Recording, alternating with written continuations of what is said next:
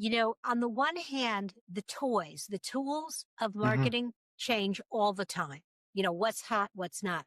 But what hasn't changed if you go back and you watch Mad Men, the 1950s, what has never changed about marketing is the underlying strategy. What is it that your customer wants? Who is your customer? Where do they hang out? What do they pay attention to? And yes, today there are new toys and new distractions, and there are reels and there are shorts. And now there's research saying that all of that just rots your brain. This episode is sponsored by Atopic AI for Opportunity.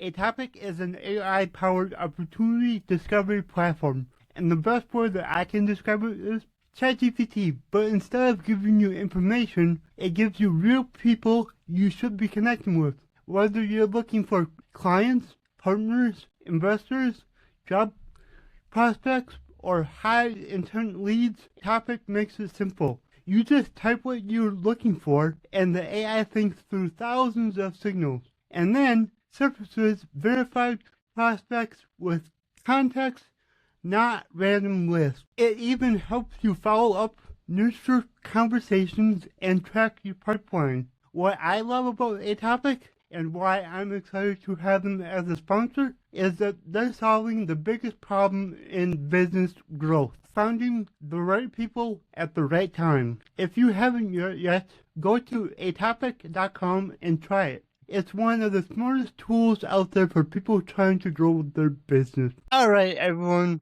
On today's episode, we have Lorraine Ball, and I can't wait for her to share her expertise, share what she's all about, and just really inspire us. So, Lorraine, can you tell us a little bit about yourself? Okay, so the short answer is I'm a career marketer. I started in corporate. I ran my own agency for 19 years and sold that. And now I'm kind of back to my roots of consulting, and I still do my podcast, and that's way, way fun. That's awesome. I love that. And, as somebody who's in marketing myself, that's what we do. I respect you because it's a lot. It's a lot to learn and a lot to, you have to like evolve all the time because everything changes so fast. Oh my goodness. When I laugh because when I started my agency, we would do print. We did a lot of small business work. I was called the postcard queen. Okay. And then along comes email. And all of a sudden I could deliver a lot more messages very, very affordably. And then came social media. And with every new platform, we got some bloody noses. We ran straight into the fence, but we figured it out. And that I think was what allowed me to continue to run the business and run it successfully for as long as I did, and which is what also made my potential buyer so interested in the agency. Yeah, yeah, I would agree with that. For me, I've been doing social media for like 5 years now. This is like crazy looking back just 5 years ago, how much different everything is. I I teach part-time at, a local university, and one of the lectures is always on social media and the evolution of social media, and I put up a slide on the screen and I'm like, okay, I have a profile on every one of these sites. Does anybody recognize any of them? And no, because they're all gone. And then the next slide is all the current sites. But things like Squidoo and Foursquare and just so many niche sites that came and went. And as a marketer, you've got to learn, I think, how to sort through okay, that looks interesting, but does it have any staying power? Mhm. Because you can spend an awful lot of time learning to use a lot of different tools. Yeah, that's for sure. I know I do it myself. There's a lot of softwares and Mhm. tools that help you with creating content, creating videos. You know, there's, but yeah, there's five, five softwares that I used to use. they're gone or they're so far behind on times that you I found a different one. Absolutely. That that whole evolve or die mentality, really when it comes to software. It if the software that you're using is not keeping up, you've always gotta be looking for that, "What's that next option? What's that next option?" Yep. Yeah, Mhm. I learned because I know one of the softwares I used to use, they just stopped, like, the I don't know if they sold, I don't know what happened, but I was like, "Uh-oh." Mhm. So, now I'm always like, I have the one that I like, and then I have one as backup, just in case. Absolutely. I had a project management tool that I just loved, and they were purchased.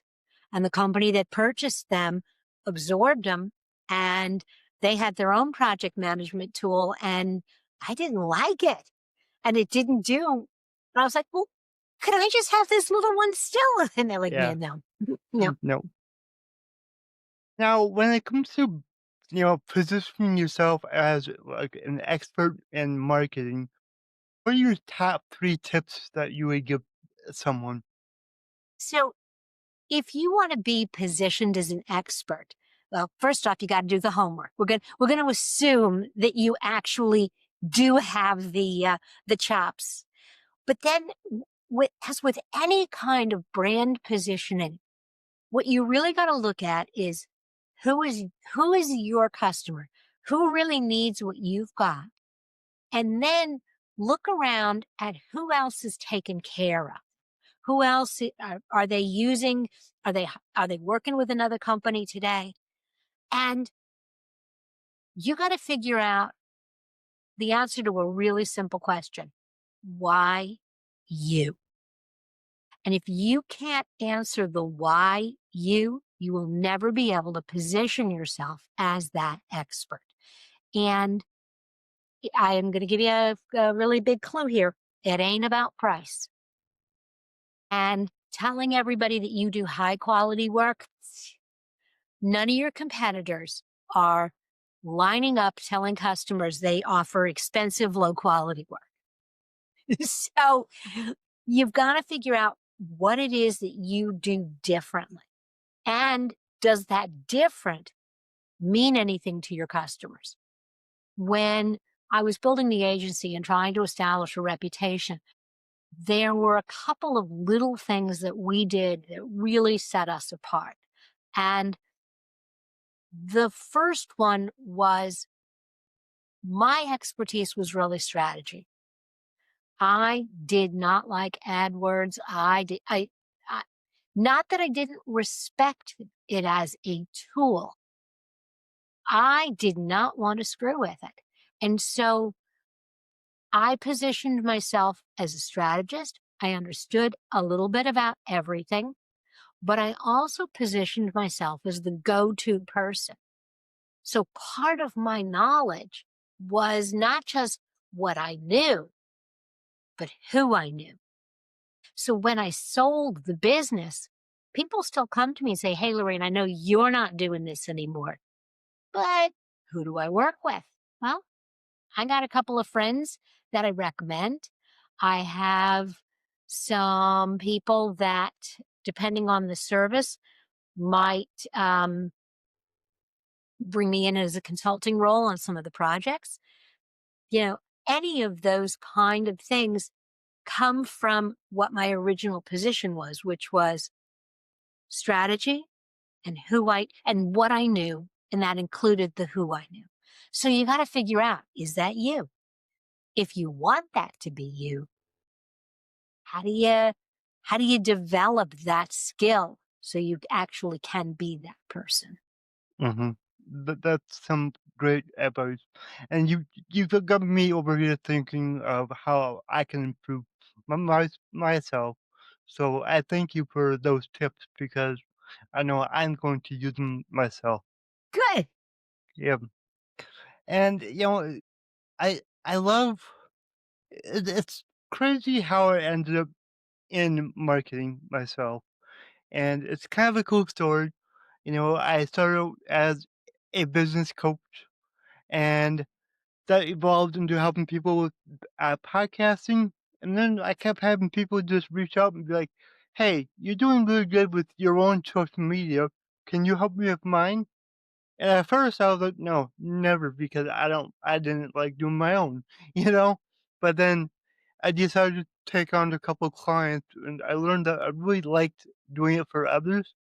It's it's harder because it's a different company, it's not your own. But I think that's what I like is I have to do a lot more work and thinking and researching than my own. So, yeah. It's funny because I think a lot of marketers started out not doing marketing. When I went to grad school, I was going to be an accountant. I was going to do computer programming. I was really there for the hard skills. And a couple of my professors sat me down and said, you think like a marketer. You really should consider it. Okay, going to go to corporate marketing. When I was in corporate, I was good at marketing, but what I was really good at was fixing dysfunctional teams. They would drop me in the middle of a department and I would do that. And so when I left corporate, I was like, you know what? That's what I'm going to do. And that is a really hard sale. Um, when the economy is such that there are more people than jobs. For a lot of years, there were more jobs than people. And so employers were bending over backwards to keep their employees and et cetera. Right now, we're entering an era again where there's more people than jobs. And that's the way it was. Nobody wanted to pay for team building skills. Nobody wanted to pay for productivity and, building teams together. And so while I was trying to do that, people kept coming up to me going, I noticed that you're really good at marketing. You do your own stuff, just like people came to you and they were like, I was like, well, yeah, I did it for 10 years. I can do it, but it's not really what I want to do, but I got to eat. And one day I woke up and I realized I had a marketing company. Yep. Kind Yeah. of sneaks up on you. It does. It does. And I'm learning like so much right now because this is newer for us doing it for other people. We've only been doing it for others for 8 months or so. So for me, it's like, okay, it's one thing to mess up my own marketing, but to mess up somebody else's, I don't want to be that guy. So I'm I'm on YouTube every day learning something about how to market better and what's working these days, and like everything changes so fast with Facebook, Instagram, TikTok, like they're all different. You gotta do different things and they change fast. You know, on the one hand, the tools of Hmm. marketing change all the time. What's hot, what's not.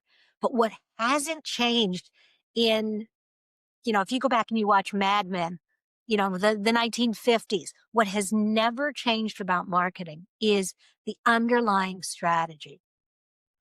What is it that your customer wants? Who is your customer?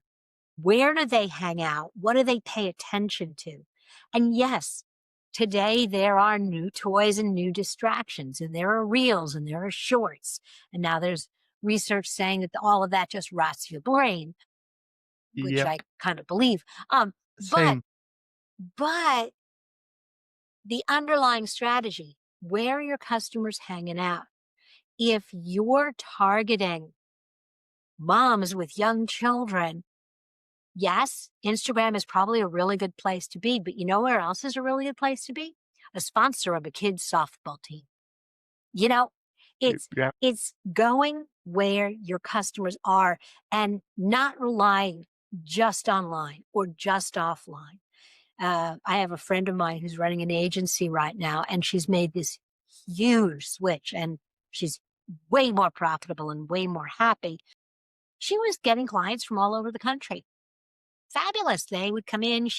It was all virtual. And then she started focusing on her community. And she lives outside a major metropolitan area. And it is an underserved community because everybody wants to go to the big meetups in the big city. But in her community, there are hospitals and banks and insurance companies, and they all need marketing. And all the big marketing companies were ignoring them. Yep. And so her switch really was to become the local marketing expert, joined the chamber, did classes, has relationships with two or three chambers all around. And it's really become about people referring her, and she meets them and she goes to their place of business. And it was never something she thought she was going to do, but she owns it. And so sometimes it's taken a look at, have you picked a target customer that's going to make you happy?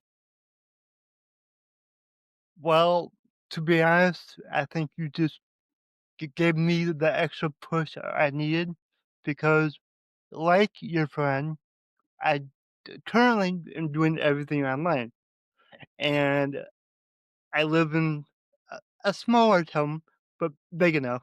Hmm. And I know a lot of business owners in town, and something that I struggle with is to go talk to them about my services. It's like I feel like it's harder because I know them and you're more worried about what they're gonna say and tell people and all that. Even though I'm the guy, if you watch my social media, I'm always telling people, stop caring about what other people think of you. Trust me, we all struggle with it. I struggle with it. But yeah, I think I want to thank you because I've been told many times you need to go to your hometown because there's a lot of opportunity there. Hmm. And yeah, Absolutely. The thing that, on the one hand, it's scary sometimes to talk to people who already know you, but on the other hand, they'll cut you more slack. They will, they'll give you that second look where someone who doesn't know you at all and someone who's just interacting with you on a computer screen isn't necessarily going to do. So it's when possible. I mean, and there are some businesses that really don't make sense local. I mean, there are some products that you really need to distribute nationally to get the kind of momentum uh, that your business needs. But a marketing company with 5 to 10 employees serving a local community, and as long as there's enough, you know, as long as there are enough small businesses in that community that you don't have to go really wide, you can own it. And that's becomes a really unique differentiator. You know, yeah, I'm in I your neighborhood. You can drop by.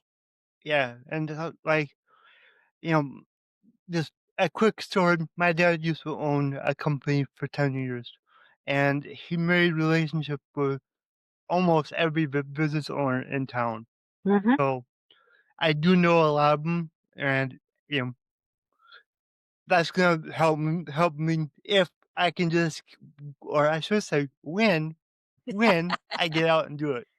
Not if Absolutely. it's gonna Yes, happen. it yes. And there's I used to teach a lot of networking classes, and part of the trick is going to a networking event with a friend. Now, you're not allowed to hang out and talk with them the whole time, Yep, but you walk in, you have somebody you walk in with. And I used to do this with a couple of my friends. We would divide, we'd work the room a little bit and then come back together and say, hey, have you talked to that person yet? Or, hey, I want you to meet this person.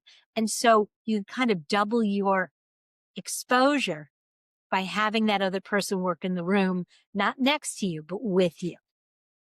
that's great advice. And me and my business partner, we have done a lot of networking events, and we do tend to stay close. And I remember the last couple that we did were like, go talk to people, So it Yes. helps a lot. Helps a It lot. does. It Yep. does. So Cool. yeah, that was some awesome advice. I appreciate you so much. You know, you're amazing. And I do have a question that I ask every guest on this show. So my slogan is your abilities are infinite. What does that mean to you? I love that slogan because it really is intensely optimistic. It really is looking at the world and saying, you can do it. The, you have the possibility to do what you set your mind to. Now, it doesn't mean it's going to drop into your lap. You know, your abilities are infinite. They give you the opportunity to hit walls and find ways around them, but it doesn't promise that it's going to be easy. So I think it's the right balance of realism and optimism. Yep, I agree. I think that was awesome. Thank you for sharing that. And for the listeners, what is one last thing that you would like to leave them with today?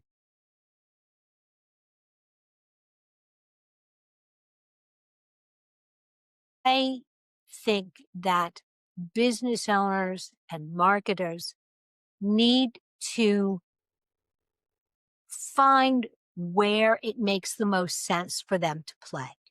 And whether that's local or national, I think it's also applies to things like social media because you can run yourself ragged. Now, when I'm working with clients, I may have to play on multiple channels. But if you're looking for me, you're going to find me on LinkedIn. That's where I play. That's where my community is. That's where I have the best interactions that are both fun and related to my business. So figure out where you want to play, where your customers are.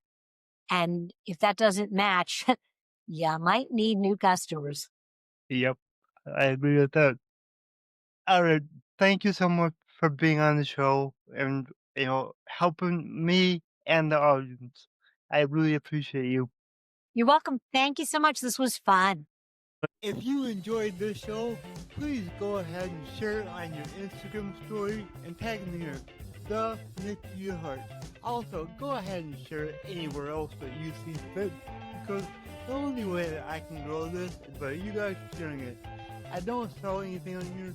I don't have any sponsors. So let's just get it out there by word of mouth and help more people. Alright, everyone.